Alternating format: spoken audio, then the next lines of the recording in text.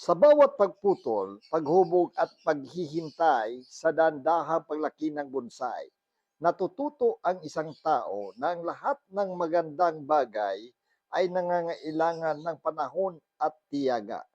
Humaba ang pasensya, nababawasan ang stress at natututo kung hindi minamadali ang proseso ng buhay. Ang bonsai ay nangangailangan ng regular na pag-aalaga. Sa ganitong paraan, natututo kang maging disiplinado at responsable. Nagiging mas maayos ang pananaw sa buhay at natututo ng consistency. Habang inaaral ang daloy ng sanga at anyo ng puno, natututo kang makinig, hindi lang sa halaman kundi pati na rin sa sarili mo at sa kalikasan. Lumalalim ang koneksyon mo sa kalikasan at sa sarili mong emosyon. Ang katahimikan habang nagbubonsay ay nagdudulot ng mental clarity, parang meditation.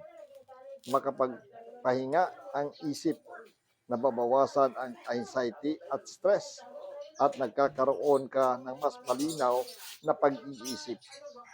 Ang anyo ng bonsai ay patuloy na nagbabago. Matuto kang tanggapin ang pagbabago at nakitang may ganda sa bawat yugto ng buhay.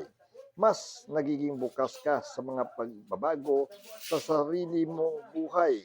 Hindi mo kontrolado ang lahat. May mga bagay na hinayaan mo lang lumago ayon sa natural na paraan. Lumalalim ang pagkumbaba at ang pag-unawa na hindi lahat ng bagay ay kayang kontrolin.